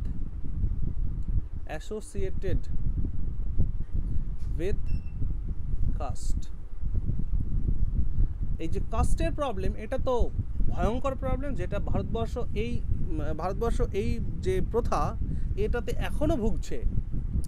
আমরা পশ্চিমবঙ্গে থাকি, তো আমরা কাস্টিজমটা পশ্চিমবঙ্গে এতটাও বুঝতে পারি না, কিন্তু পশ্চিমবঙ্গের বাইরে যদি আমরা যাই, বিশেষ করে একটা রাজ্য বলছি আমি, হরিয়ানা। এই হরিয়ানা রাজ্যটা এই কাস্ট জাতিভেদের জায়গা থেকে এতটাই জঘন্য একটা রাজ্য, ভাবনার বাইরে।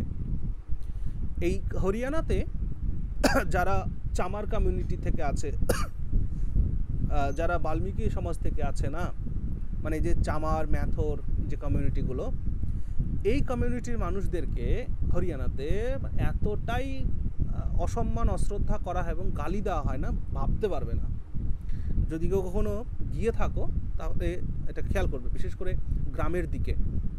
হ্যাঁ, হরিয়ানার গ্রামের দিকে যদি এটা যাও না, কল্পনা করতে পারবে না কতটা ভয়ঙ্কর অবস্থা এখনও রয়েছে। উত্তরপ্রদেশের কিছু কিছু জায়গায় রয়েছে, বিহারের কিছু কিছু জায়গায় রয়েছে এই কাস্টিজমের প্রবলেমটা। তো আমার বিশ্বাস যে মানুষ যদি শিক্ষিত হয় না, ধীরে ধীরে শিক্ষিত হলে এই বিষয়টা আর থাকবে না। যেমন বেঙ্গলের গ্রামের দিকেও হয় স্যার এই সমস্যা। হ্যাঁ, সেটাই। আর এই জন্য মানুষ যদি শিক্ষিত হয়, আমি দেখে, আমার একটা ফ্রেন্ড ছিল মেদিনীপুরে, তো ওরা মেদিনীপুরে ওরা মানে সম্ভ্রান্ত পরিবার, বংশীয় পরিবার, সবর্ণ জাতি। তো ওরা বলছিল যে ওদের বাড়িতে সবাই মোটামুটি শিক্ষিত, ভালোই উচ্চশিক্ষিত। সো ওদের পরিবারটাই ওই গ্রামে কাস্টিজম করে না। বাকি ওদের কমিউনিটি আর যারা আছে তারা কিন্তু বিরাট ঘোরতর কাস্টিজম করে। মানে যারা লোয়ার স্ট্যাটার যারা আছে তাদেরকে মন্দিরেও প্রবেশ করতে দেয় না। একদম ঠিক বলেছো, পশ্চিমবঙ্গও আছে এটা। তো এটা ওই যে নিরসন হবে, এডুকেশন দরকার, যার জন্য না রাজা রামমোহন রায় ইংরেজদেরকে ব্যবহার করে এই সামাজিক যে জায়গাগুলোকে তিনি বন্ধ করতে চেয়েছিলেন। তার সময় কি বিরোধ আসেনি? এসেছে। রাজা রামমোহন রায় যখন সতী প্রথা বন্ধ করার জন্য আপ্রাণ চেষ্টা করছে, তখন তোমার রাধাকান্ত দেব, যে কিন্তু রাজা রামমোহনেরই অ্যাসোসিয়েট ছিল একটা সময়, সেই বিরোধিতা শুরু করে দিল। এবং সেই রাধাকান্ত দেব বিরোধিতা করতে করতে এমন একটা পর্যায়ে নিয়ে গেল যে সে মহারানীর কাছে অ্যাপ্লিকেশনের পর অ্যাপ্লিকেশন সাবমিট করতে শুরু করলো যে আমাদের হিন্দু রিচুয়ালসের ওপরে যেন কোনো ধরনের কোনো রেস্ট্রিকশন না হয়, কোনো কিছু যেন বাতিল না করা হয়, মানে সতী প্রথা যেন বাতিল না করা হয়। রাজা রামমোহন রায় দেখলেন রানী যদি এই বিষয়টা কোনো রায় দিয়ে দেয় তাহলে প্রবলেম হবে, কারণ এই সতী প্রথার মতন কুপ্রথাকে আমার সমাজ থেকে দূর করতেই হবে। তখন তিনি সিদ্ধান্ত নিলেন যে তিনি ইংল্যান্ড যাবেন রানীর সঙ্গে সাক্ষাৎ করতে। সময়টা কত? 1830। এবার যখন এই খবর পৌঁছলো যে রামমোহন রায় ইংল্যান্ডে যাবে রানীর সঙ্গে সাক্ষাৎ করতে, মোগল সম্রাট তখন ছিল, কি ছিল যেন মোগল সম্রাটটা? আকবর টু। হ্যাঁ, ঠিক বলেছো, আকবর টু এর কাছে খবরটা গিয়ে পৌঁছলো। আকবর টু তখন রাজা রামমোহন রায়ের সঙ্গে সাক্ষাৎ করে বললেন যে ভাই, তুমি যখন যাচ্ছই ওখানে, সো তুমি আমার বিষয়টা একটু বলো, আমার যাতে স্যালারিটা একটু বাড়িয়ে দেয়। তো তখন সে বলল যে রানীর সঙ্গে আমি যাব, আমার তো কোনো অকাদি নেই, আমি তো একজন সাধারণ নাগরিক। হ্যাঁ, তখন আকবর বলল আচ্ছা ঠিক আছে চলো, আমি তো মোগল সম্রাট, আমি তোমাকে রাজা উপাধি দিচ্ছি। তাহলে উপাধি তোমাকে টাইটেল যখন দিচ্ছে ভারত সম্রাট, মোগল সম্রাট তোমাকে টাইটেল দিচ্ছে রাজা, সো তুমি রাজা, তুমি গিয়ে রানীর কাছে কথা বল। সো যেহেতু কথা বলেছিলেন তিনি, তো রাজা রামমোহন রায় রানীর সঙ্গে কথা বলেছিলেন। এবং মনে রাখবে এই রাজা রামমোহন রায়ের জীবনটাকে 1830-এ তিনি ইংল্যান্ডে গেলেন, আর জীবনে কোনো দিন দেশে ফিরতে পারলেন না। 3 বছর সেখানে ছিলেন। 1833-এ তার ইংল্যান্ডের মাটিতে মৃত্যু হয়েছে রাজা রামমোহন রায়ের। এবং তার মধ্যে কিন্তু তিনি এই কাজটা করেছেন কিন্তু। হ্যাঁ, সো যাই হোক, তো এই সময় কিন্তু আমি এই কথা প্রসঙ্গটা আনলাম কেন, কারণ এই সময় তার বিরোধিতা করেছিল তার নিজেরই অ্যাসোসিয়েট, এক সময় একসাথে যারা কাজ করেছেন, রাধাকান্ত দেব, তিনি এই কাজটা করেছিলেন। সো যাই হোক, আবার স্বামীজি যখন আমেরিকাতে যাচ্ছেন ধর্ম মহাসভায় তার বক্তব্য দিতে, বা সেইখানে যখন তিনি সনাতন ধর্মকে প্রচার করছেন, তখন ভারতে যে তখন ওই সুপ্রিম কোর্টের প্রধান আমাদের কলকাতা হাইকোর্টের বিচারপতি ছিল, নামটা ছিল কি, বন্দ্যোপাধ্যায়টা ছিল না, নামটা ভুলে গেলাম আমি। অজিত বন্দ্যোপাধ্যায় না, নামটা ভুলে গেছি। উনি বিরোধ করছেন এবং বলছেন, স্বামীজির সম্পর্কে বলছেন, উনি একজন জাস্টিস, মানে বিচারপতি, তিনি বলছেন যে ভারতীয় সমাজ ব্যবস্থা যদি হিন্দু ধর্ম অনুযায়ী চলতো তাহলে এ বেটাকে চাবুক পেটা করা হতো। মানে এই ধরনের রিজিড কথাও কিন্তু স্বামীজিকে শুনতে হয়েছে।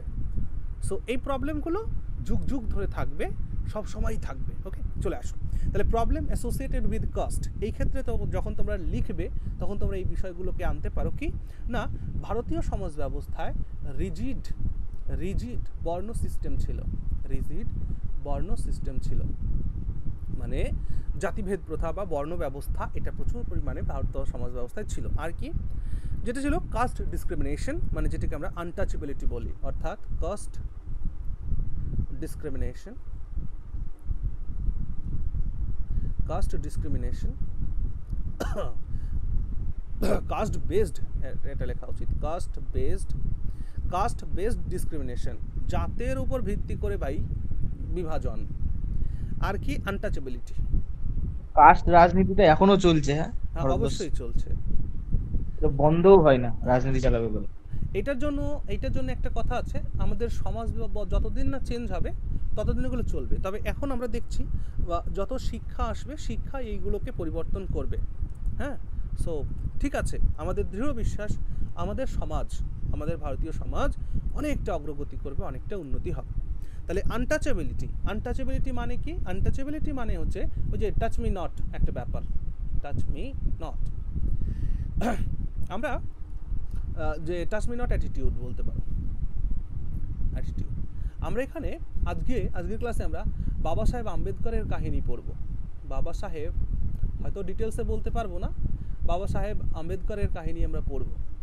আমরা জ্যোতিরাও ফুলের কথা পড়ব। তো সেইখানে দেখব যে একটা সমাজ ব্যবস্থা ছিল যেখানে এই অছুত ব্যক্তিদের, যারা দলিত, সেই দলিত ব্যক্তিদের গলায় একটা ঘটি আর মাজায় একটা ঝাঁটা বেঁধে ঘুরতে হতো। কেন? কারণ তারা যখন যে পথ দিয়ে যাবে সেই পথে যাতে তাদের পায়ের ছাপটা না থাকে, ওই ঝাঁটা তাদের ওই পায়ের ছাপটা মেটাতে থাকবে। আর ঘটি গলায় বেঁধে ঝুলতে হতো কেন? মানে গলায় ঝুলিয়ে চলতে হতো কেন? কারণ তাদের যে মানে তাদের যে স্পিড, সেটা যাতে রাস্তায় না পড়ে। তারা যে স্পিড করবে, তারা যে থুতু ফেলবে, সেই থুতুটা যাতে রাস্তায় না পড়ে, তাহলে হয়তো উঁচু জাতের জাত নষ্ট হয়ে যাবে, এরকম একটা পরিস্থিতি ছিল। হ্যাঁ, এবং এই দলিত সম্প্রদায়ের কন্যারা ওপরে কোনো বস্ত্র পরতে পারবে না এবং হাঁটুর নিচে বস্ত্র পরতে পারবে না। তাহলে কোন পরিস্থিতিতে এই সমাজ ব্যবস্থা ছিল? যে জায়গাতে দাঁড়িয়ে আজকের যে আমাদের টপিক আলোচনার যে সোশিও রিলিজিয়াস মুভমেন্টস, এটা এই জন্য গুরুত্বপূর্ণ হয়ে পড়ে। ওকে, বেশ, তাহলে আমরা 4টে প্রবলেমকে দেখলাম। আর একটা কি আছে প্রবলেম 4 নম্বরে? That is problem associated with আজকে আমি 8টায় ক্লাস চাইছিলাম। কেন? কারণ ক্লাসটা অনেক লেন্দি হবে, সেই জন্য আমি 8টায় চাইছিলাম। তো আমার মানে সত্যিই পোড়া কপাল, কি অবস্থা হয়ে গেল। Problem associated with education. এডুকেশনের সাথে প্রবলেম কি ছিল? দেখো, ভারতের যে শিক্ষা ব্যবস্থা ছিল, সেই শিক্ষা ব্যবস্থাটা ছিল হচ্ছে ট্র্যাডিশনাল এডুকেশন। ট্র্যাডিশনাল এডুকেশন ছিল। ট্র্যাডিশনাল এডুকেশন বলতে কি বলতে চাইছি না, ওল্ড যে এডুকেশন, সেই ওল্ড এডুকেশন ব্যবস্থাটা ছিল। ওল্ড এডুকেশন ব্যবস্থাটা ছিল। ওল্ড এডুকেশনে কি হয়? দেখো, আমরা যখন এডুকেশনের কথা বলছি না, এডুকেশনে আমরা 2 ধরনের বিজ্ঞান দেখতে পাবো। একটাকে বলবো হচ্ছে ন্যাচারাল সায়েন্স, আর একটাকে আমরা বলবো হচ্ছে হিউম্যান সায়েন্স। হিউম্যান সায়েন্স মানব বিজ্ঞান, আর একটা হচ্ছে প্রাকৃতিক বিজ্ঞান। তো আমাদের ভারতবর্ষে সেই সময়ে যে এডুকেশনটা ছিল, সেটাই যে হিউম্যান সায়েন্সের উপরে বেসড ছিল। এই হিউম্যান সায়েন্সে কি কি পড়তে হতো? ম্যাথ পড়তে হতো। এই হিউম্যান সায়েন্সে ফিলসফি পড়তে হতো। এখানে লজিক পড়তে হতো, যুক্তিবিদ্যা। এখানে অ্যাস্ট্রোলজি পড়তে হতো, বা অ্যাস্ট্রোনমি যেটাকে বলছি, অ্যাস্ট্রোনমি পড়তে হতো। সো এইখানে যে শিক্ষাগুলো রয়েছে দেখে মনে হচ্ছে হ্যাঁ এটাই তো সায়েন্স, বাট এইগুলো যে প্র্যাকটিক্যাল লাইফে যে ইউজ, প্র্যাকটিক্যাল লাইফ যে ইউজ, অর্থাৎ বাস্তবিক জীবনে যে ব্যবহার, তার জন্য যে রিসার্চের দরকার আছে, তার জন্য যে গবেষণার দরকার আছে, সেটা ছিল না। অর্থাৎ lack of practical life use of science, এই বিষয়টা ছিল না। জাস্ট কি মুখস্থ করো ভাই, জ্ঞান অর্জন হয়ে গেল। তো সেই দিক থেকে এই ইংরেজদের আগমন, বা যখন আমরা বলছি যে এডুকেশনকে রিফর্ম করতে হবে, তাহলে এডুকেশন রিফর্মের দিকে আমাদের যারা রিফর্মিস্ট যারা ছিলেন, যারা এই সংস্কারবাদী যারা নেতৃত্ব দিয়েছেন তারা ন্যাচারাল সায়েন্সের উপরে ফোকাস করেছেন। তারা বলেছেন যে হিউম্যান সায়েন্স থেকে, অর্থাৎ এই জায়গা থেকে বেরিয়ে আমাদের ন্যাচারাল সায়েন্সের দিকে আসতে হবে। অর্থাৎ ন্যাচারাল সায়েন্স আমাদের শিক্ষা ব্যবস্থায় ছিল না, অর্থাৎ যেটাকে আমরা মডার্ন সায়েন্সও বলতে পারি। ন্যাচারাল সায়েন্স না বলে আমি এটাকে মডার্ন সায়েন্সও বলতে পারি। যে মডার্ন সায়েন্সের পাঠ বা পড়াশুনো এটা আমাদের শুরু করতে হবে, যেটার স্কোপ আমাদের ট্র্যাডিশনাল এডুকেশনে ছিল না। ওকে, আর এডুকেশন সিস্টেমের মধ্যে আরেকটা পয়েন্ট লিখে রাখতে পারো যে মহিলাদের ক্ষেত্রে বা যারা নিচু জাতের মানুষ তাদের ক্ষেত্রে পড়াশুনো ছিল না। এমনকি ঈশ্বরচন্দ্র বিদ্যাসাগর যখন সংস্কৃত কলেজের অধ্যক্ষতা করছেন তখনও তিনি কিন্তু শুধুমাত্র ব্রাহ্মণদের পর বৈশ্যদের যারা কায়স্থ কমিউনিটি তাদেরকে তিনি পড়ার সুযোগ দিচ্ছেন, বুঝতে পারছো? আর বাকি তো যারা আছে তাদের কথা বাদই দিলাম। সো এরকম একটা পরিস্থিতি ছিল সেই সময়। অর্থাৎ কি বলছিলাম যেন, no education to women and lower caste. Okay, তাহলে লোয়ার কাস্ট বা উইমেন এদের এডুকেশনটা ছিল না। এই জায়গা থেকে আমাদের কনস্টিটিউশনে একটা প্রভিশনস আছে না, যে পজিটিভ ডিসক্রিমিনেশনের ব্যাপারটা আছে, ধারণাটা পজিটিভ ডিসক্রিমিনেশন মানে রিজার্ভেশন। দেখো, এডুকেশন এমন একটা জিনিস সেটা হচ্ছে জিন বেসড। অর্থাৎ যে কমিউনিটিতে তাদের পূর্বপুরুষেরা জেনারেশন বাই জেনারেশন পড়াশোনা শিখেছে, শিক্ষিত, তাদের মেধা আর যাদের প্রজন্ম সবে শিক্ষা শুরু করেছে তাদের মেধা সমান হতে পারে না। আমি কি বলতে চাইছি বুঝেছো? মানে ধরো একটা পরিবারে যার ঠাকুরদাদা, তার বাবা এবং তার পরের জেনারেশন সবাই শিক্ষিত, তাদের পরিবারের একটা সন্তান আর একজন এমন একটা পরিবার যে পরিবারে সবেমাত্র একটা ছেলে গ্র্যাজুয়েট হয়েছে, ঠিক না? তো এই দুজনের মেধাকে ইকুয়ালাইজ করা যাবে না।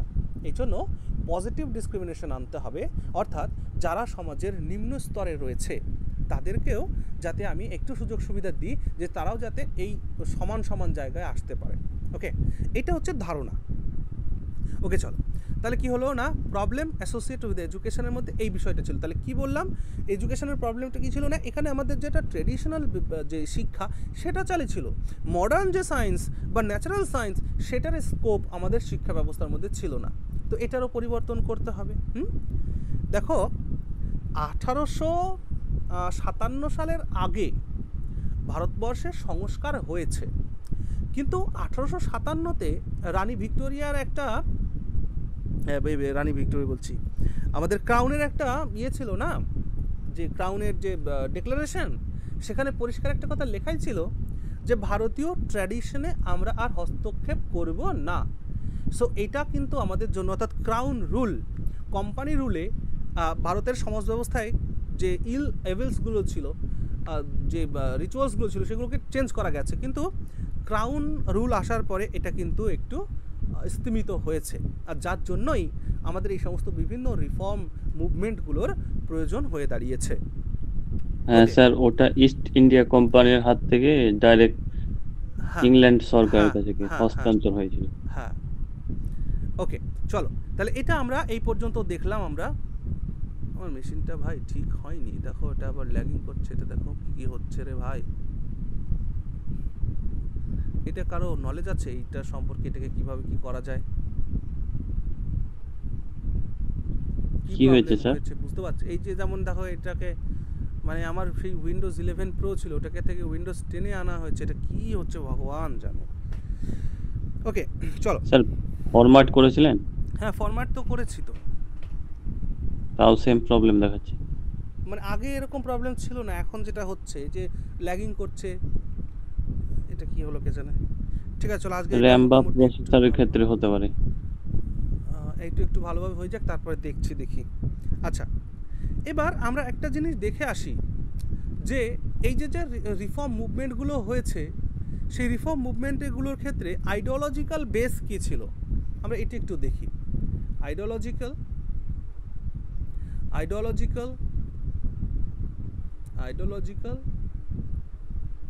বেস।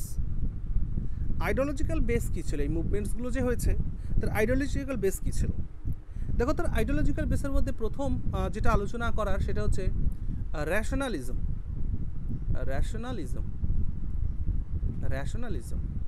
নাও র্যাশনালিজমের মধ্যে দেখবা যে হিউম্যান রিজন পাবা। আর এই হিউম্যান রিজনের মাধ্যমে কি, হিউম্যান রিজন বিষয়টা কি, মানে এখানে মানুষের কাছেই স্বাধীনতা ছিল বা মানুষের কাছেই অধিকার ছিল যে কোনটা ঠিক আর কোনটা ভুল এটা নির্ধারণ করার, অর্থাৎ right to decide what is right or wrong, কোনটা ঠিক বা ভুল সেটা ডিসাইড করার সিদ্ধান্ত মানুষের হাতেই ছিল। আর কি, আরেকটা হিউম্যানিজম দেখতে পারো। হিউম্যানিজম একটা র্যাশনালিজম আর একটা হচ্ছে হিউম্যানিজমের মধ্যে কি, মানে হিউম্যানের গুরুত্বটা বেশি দিতে হবে স্টেটের থেকে। অর্থাৎ importance two humans as against the state. স্টেটের এগেনস্টে হিউম্যান ইম্পর্টেন্সটাকে দিতে হবে। আরেকটা হচ্ছে কি হলো কারো মাইক অন হয়েছে,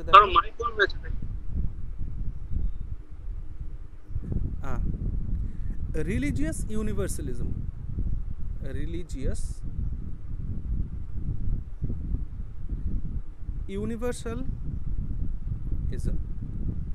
এইখানে কি দেখো, যত ধরনের ধর্মমত যা কিছু প্রচলিত আছে তাদের যে ফান্ডামেন্টাল ভ্যালু সেটা কিন্তু এক, অর্থাৎ সেম ফান্ডামেন্টাল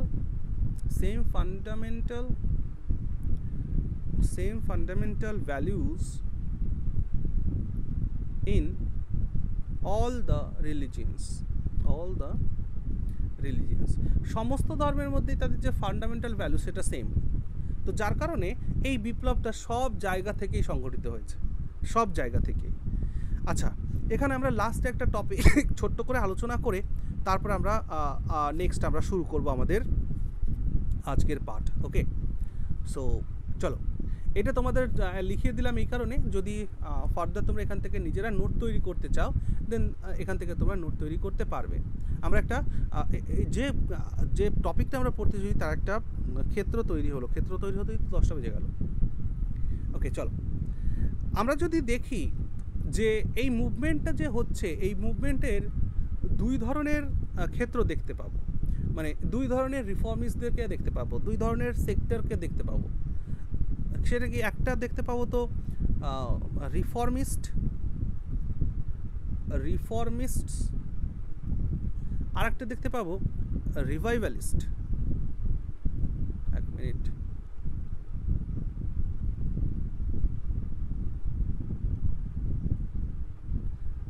রিভাইভালিস্ট একটা রিভাইভালের জন্য কাজ করছে আর একটা রিফর্মের জন্য কাজ করছে।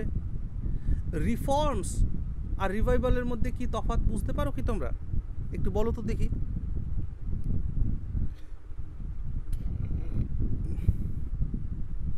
রিভাইভালিস্ট কারা? যারা রিভাইভাল জাগরণ করতে চায়। হ্যাঁ, তার মানে পুরনো জিনিস, এরা wanted to revive the glory of past, অতীতের গৌরব ফিরিয়ে আনার জন্য কাজ করত।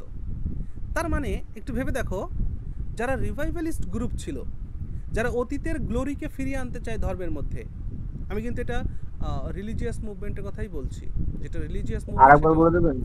আমি বলছি রিভাইভালিস্ট মানে যারা হৃত গৌরব ফিরিয়ে আনতে চায়। হৃত গৌরব মানে আমার ধর্মের গৌরবকালে যে রিচুয়ালসগুলো ছিল সেটা কালো প্রবাহে এখন আর নেই, অর্থাৎ আমাকে আবার সেই পুরনো সময় ফিরে যেতে হবে। বুঝতে পারছো কথা? অর্থাৎ ওল্ড গ্লোরিকে বা পাস্টের গ্লোরিকে আবার রিভাইভ করতে হবে। এরা হচ্ছে রিভাইভালিস্ট। তার মানে এদের যে চিন্তা ভাবনা থাকবে না, এদের চিন্তা ভাবনার মধ্যে একটু অর্থোডক্সি দেখতে পাবো আমরা, তাই নয় কি?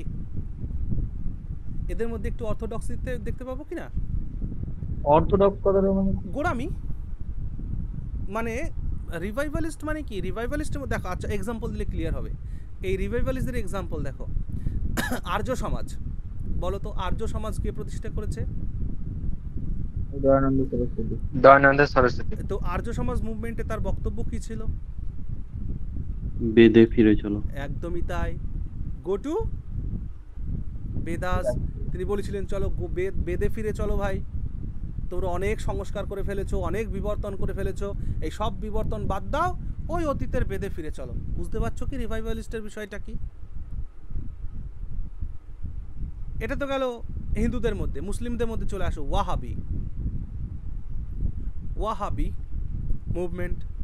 ওয়াহাবি মুভমেন্টের মানে কি? ওয়াহাব কথার অর্থ কি? নবজাগরণ।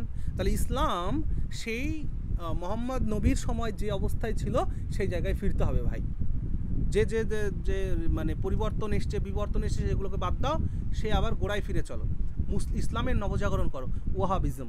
তাহলে ওয়াহাব মুভমেন্ট এর মধ্যে দেখতে পাবে। আর আমাদের ভারতবর্ষের মধ্যে ওয়াহাব এটা আরবে শুরু হয়েছে, আর ভারতে শুরু হয়েছিল একটা মুভমেন্ট, সেটাকে আমরা পড়বো দেওবন্দি মুভমেন্ট। কোনটা পড়বো? Deobandi, sorry, DEOBANDI, Deobandi movement. Deoband Muslim আছে না, মুসলিমদের মধ্যে দেওবন্দ, তো সেরকম আর কি। প্রশ্ন করবো ইতিহাসের বাইরে? চলো নেক্সট। স্যার একটা, হ্যাঁ বলো বলো, কিছু বলতে চাইছো বলো। বলছি এটা ইতিহাসের বাইরে প্রশ্নটা। হ্যাঁ বলছি ক্রিকেটে একটা অর্থোডক্স বলে শব্দ ইউজ হয়, ওটার মানে কি? ক্রিকেটে প্রশ্নটা করো একবার ক্লিয়ার করে, আমি বুঝতে পারলাম না। ক্রিকেটে একটা অর্থোডক্স বলে একটা শব্দ ইউজ হয়, ওটার অর্থ কি? স্পেলিং কি? ORTHDOX।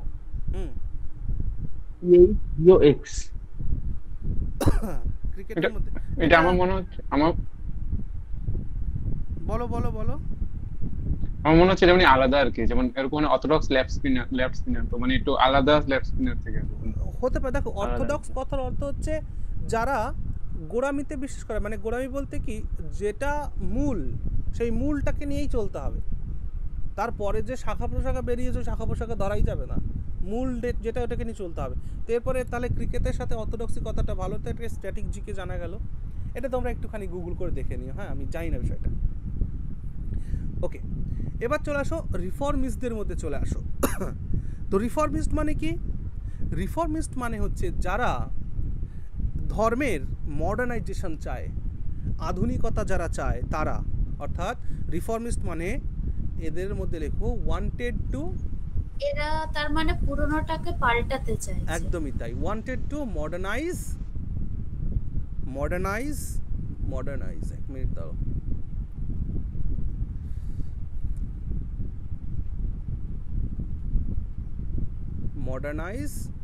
wanted to modernize, reforming to the old tradition, wanted to modernize the old traditions। যা ওল্ড ট্র্যাডিশনস আছে সেগুলোকে ভাই মডার্নাইজ করতে হবে, আধুনিক করতে হবে। তার মানে যা চলতি যে রীতিনীতি সেগুলোকে আধুনিক করতে হবে। তাহলে রিফর্মিস্ট আর রিভাইভালিস্টের মধ্যে কি তফাৎ বোঝা গেল? এটা কিন্তু তোমাদের পরীক্ষায় প্রশ্ন জিজ্ঞেস করেছে, তাই এটা আমি বলে দিলাম। এবার প্রশ্ন এটা WBCS এ করেনি এখনও, ইউপিএসসিতে করেছে, স্টেটমেন্ট বেসড কোয়েশ্চেন, যেখানে আলটিমেটলি কোয়েশ্চেনের উদ্দেশ্য ছিল এই যে রিফর্মিস্ট আর রিভাইভালিস্টদের ডিফারেন্সিয়েট করতে হবে, ঠিক আছে? তো সেই ক্ষেত্রে এটা আমাদের জেনে রাখা প্রয়োজন। রিফর্মিস্ট আর রিভাইভালিস্ট এই দুটো জিনিস কিন্তু এক নয়। রিভাইভালিস্ট মানে যারা ওল্ড গ্লোরিকে আবার ফিরিয়ে আনতে চায়, যা কিছু বিবর্তন হয়েছে সেগুলোকে বাদ দিয়ে মূলে কি ছিল সেখানে যেতে হবে। আর রিফর্মিস্ট মানে যেটা প্রচলিত ধারা, সেই প্রচলিত ধারা বা ওল্ড ট্র্যাডিশনস সেটাকে মডার্নাইজ করতে হবে, তারা হচ্ছে রিফর্মিস্ট। আর এই রিফর্মিস্টের মধ্যে আমরা যদি এক্সাম্পল হিসাবে দেখি, তাহলে এখানে আমরা ওই যে বললাম ব্রাহ্ম সমাজকে আমরা দেখতে পাবো, এর মধ্যে আমরা প্রার্থনা সমাজকে দেখতে পাবো, হ্যাঁ প্রার্থনা সমাজকে দেখতে পাবো, এর মধ্যে আমরা আলিগড় মুভমেন্ট দেখতে পাবো, হ্যাঁ আলিগড় মুভমেন্ট, হ্যাঁ তাহলে আলিগড় মুভমেন্টটাও কিন্তু ইসলামের মডার্নাইজ ভার্সন আনার চেষ্টা করা হয়েছিল আলিগড় মুভমেন্টের মাধ্যমে। স্যার সৈয়দ কি নাম, স্যার সৈয়দ আহমেদ খান না? হ্যাঁ স্যার। আলিগড় মুভমেন্ট, হ্যাঁ ঠিক। যাই হোক, তাহলে এই পর্যন্ত আমাদের আলোচনা হলো, আমরা একটা প্রেক্ষাপট রচনা করলাম। সো বাকি সবাই খাওয়া দাওয়া করে নিয়েছো তো? আমরা কন্টিনিউ করলে কোনো অসুবিধা নেই তো? করিনি এখনো। করনি? ওকে। আচ্ছা আকাশ, তোমরা থাকো হচ্ছে ত্রিপুরাতে। ত্রিপুরাতে তার মানে আমাদের থেকে তো মোটামুটি তোমরা মিনিমাম 30 মিনিট তো ফাস্ট আগে। তাই না? হ্যাঁ। তার মানে আমার এখানে এখন 10টা বাজলে তোমার ওখানে ঘড়িতে হয়তো 10টাই বাজছে, কিন্তু টাইম তো 10:30টার কাছাকাছি হয়ে গেছে। স্যার এরকম হয় না, মানে 10টার পরে খাওয়া হয়। হ্যাঁ ওকে ঠিক আছে, চলো তাহলে এক কাজ আলাদা করি। কিছু হবে না, কিছু হবে না, কন্টিনিউ করতে পারো। হ্যাঁ চলো কন্টিনিউ করি, অসুবিধা নেই। চলো তাহলে আমরা যেটা আলোচনার মধ্যে আনছিলাম সেটা এবারে আমরা স্লাইডে দেখতে শুরু করব। দেখো, social and ideological foundations of reform movements in colonial India, যেটা আমি এতক্ষণ আলোচনা করলাম, যে সোশ্যাল বেস কী ছিল, service class, English educated Bengali youth etcetera. অর্থাৎ এই যে আন্দোলনগুলো করছে, অর্থাৎ এই যে সোশিও রিলিজিয়াস রিফর্মের জন্য যে মুভমেন্টগুলো হচ্ছে, সেই মুভমেন্টগুলো কারা করছে, এইটা তার উত্তর। দ্যাট ইজ সোশ্যাল বেস কী ছিল এদের, না এরা সার্ভিস ক্লাস ছিল, চাকরিজীবী সমাজ, যারা ইংলিশ এডুকেটেড বেঙ্গলি ইউথ, তারা এটাকে করছে। আইডিওলজিক্যাল বেসের ক্ষেত্রে আমি আলোচনা করেছি র্যাশনালিজম, রামমোহন রায়ের র্যাশনালিজমের কথা, অক্ষয় কুমার দত্তের সেকুলারিজম, রিলিজিয়াস ইউনিভার্সালিজম, হিউম্যানিজম, এই বিষয়গুলো আমি আলোচনা করেছি। অর্থাৎ এইগুলো ছিল হচ্ছে ideological base of this movements.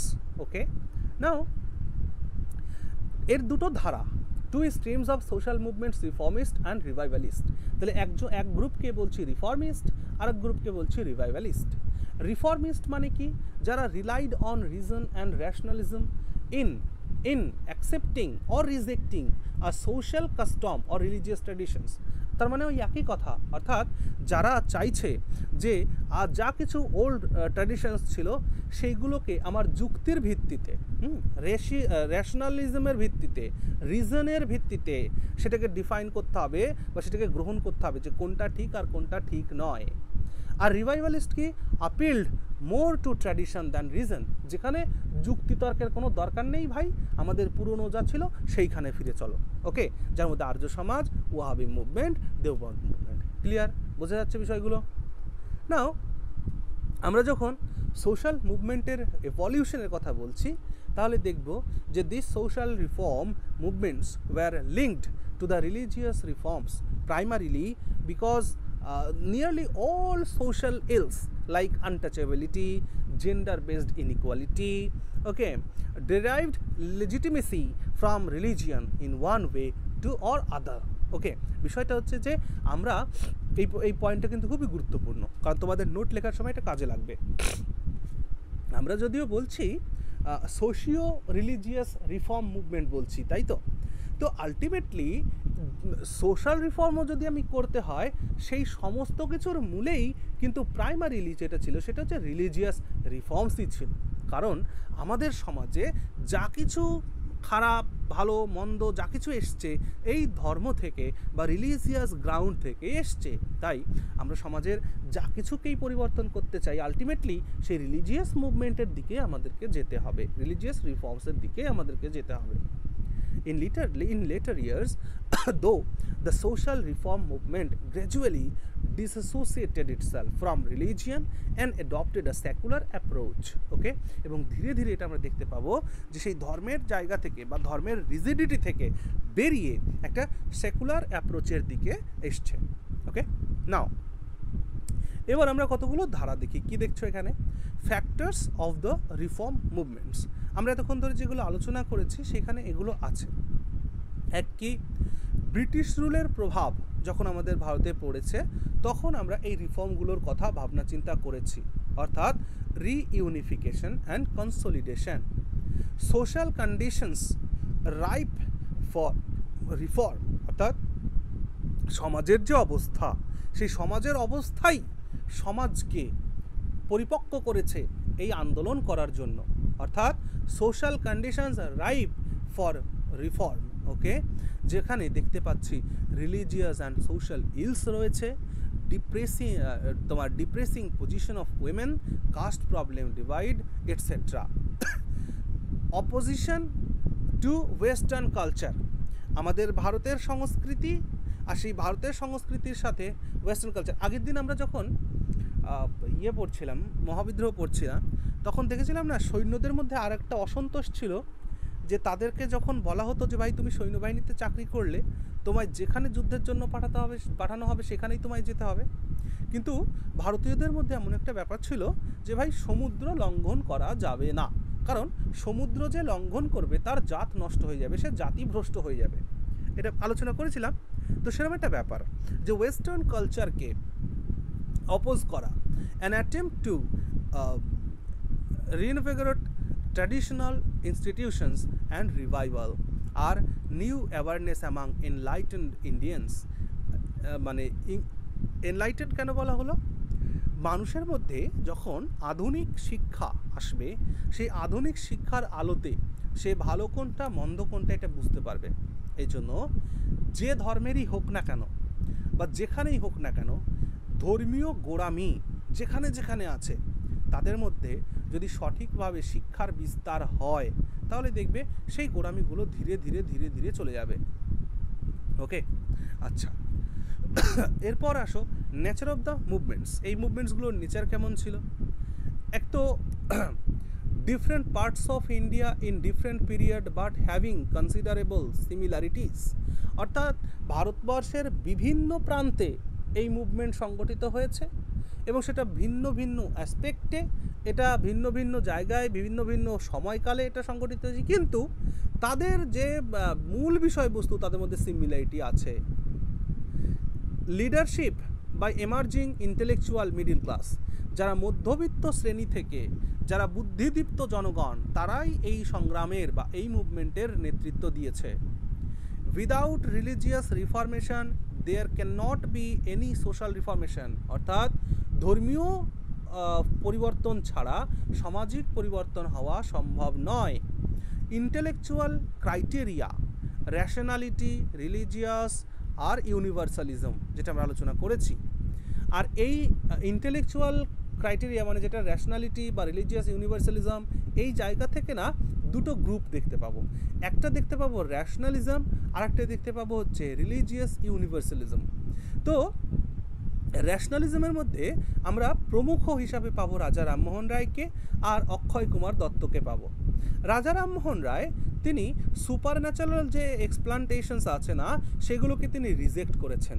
অ্যাফার্মড the principal of কজলিটি, মানে কজলিটির যে প্রিন্সিপাল সেটাকে তিনি অ্যাফার্ম করেছেন। ডেমন তোমার stability was the sole criterion of the truth. Okay, so এই দর্শনে আমাদের যাওয়ার দরকার নেই, এই দর্শন আমাদের লিখতেও হবে না, সো ডোন্ট ওয়ারি। আর কি অক্ষয় কুমার দত্তের ক্ষেত্রে তিনি র্যাশনালিজম ইজ আওয়ার অনলি প্রিসেপ্টার বলে তিনি বলেছেন। আর রিলিজিয়াস ইউনিভার্সালিজমের মধ্যেও মানে আমাদের রামমোহন রায়কে পাবো আমরা।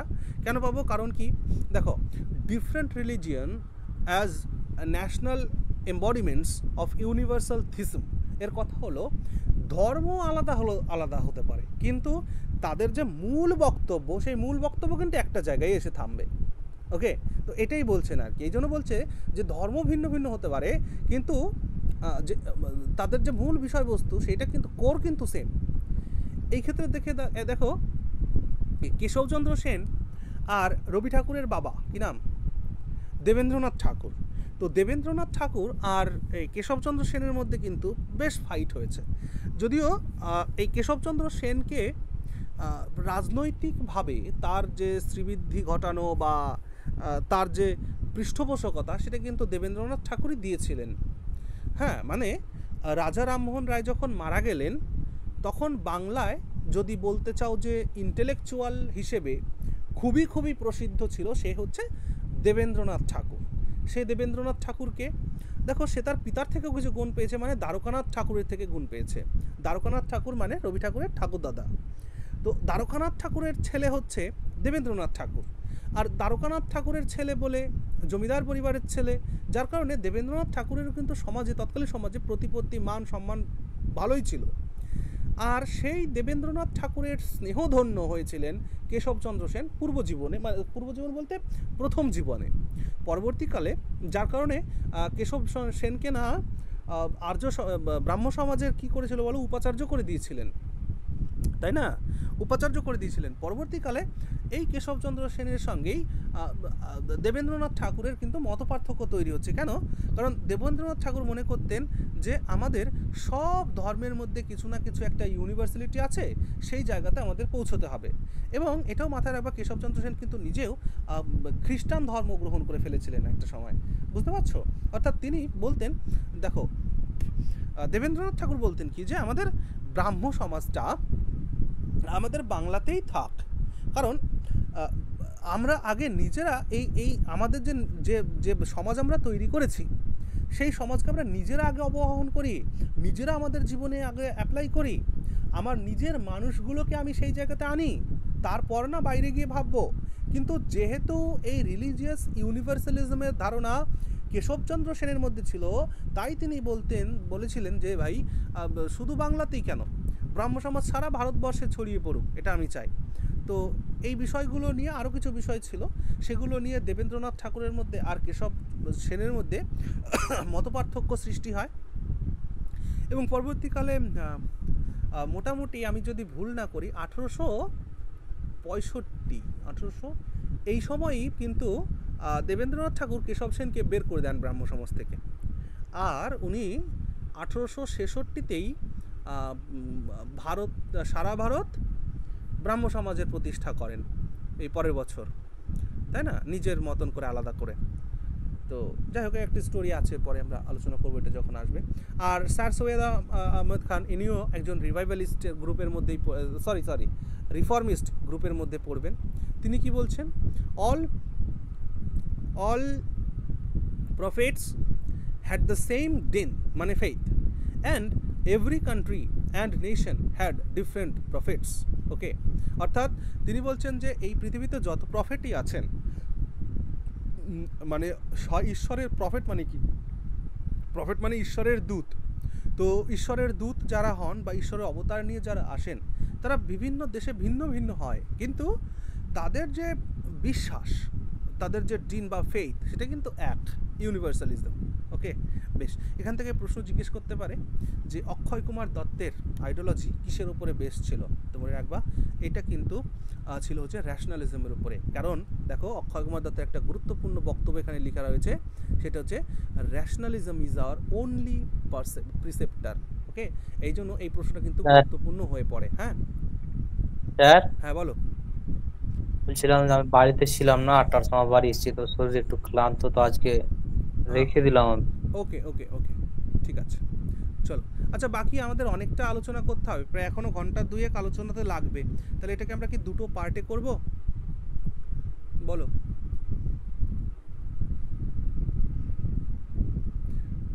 তাহলে কালকের দিনে কোনো একটা সময়টা করে নিতে হবে। কালকে তাহলে 2 PM আমরা এটা নিয়ে বসবো কি? দাদা কালকে দুপুরটা বাদ দিলে হয় না? আসলে আমার খুব ইম্পর্টেন্ট কাজ আছে। বিকেলে রাখলে হয় না এরকম টাইমে? এরকম টাইমে? আচ্ছা, যদি কালকে যদি এটা আমি কাল রাত 10টায় করি, কোনো অসুবিধা আছে? না না, দাও 10 PM? না দাদা, জেগে আরো ভালো হবে। হ্যাঁ, ভালো, রাতে তো সবাই মোটামুটি জেগেই থাকবে। আচ্ছা, ওকে, ঠিক আছে। তাহলে চলো, কালকে আমরা রাত 10টার সময় এখান থেকে আমরা এটাকে পার্ট 2-তে আমরা করব, ঠিক আছে? ওকে, দেখো অনেক কিছু আমাদের পড়ার রয়েছে, অনেক সমাজ, অনেকগুলো বিষয় নিয়ে আলোচনা করার আছে, অনেক। ঠিক আছে? হ্যাঁ দাদা, ওই জন্যই চাইছি লাইভ ক্লাসটাতে অ্যাটেন্ড করলে না একটা আলাদা ব্যাপার হয়। ঠিক আছে, তাহলে আজকে আমাদের এই পর্যন্ত আলোচনা থাক। নেক্সট ক্লাসে আমরা এর পর থেকে কন্টিনিউ করব। ওকে, ঠিক আছে, গুড নাইট। পিডিএফটা দিয়ে দিও, ভালো থাকো। আচ্ছা, দেখছি আমি যদি আজকে পারি পিডিএফটা দিয়ে দিচ্ছি। হ্যাঁ, ঠিক আছে।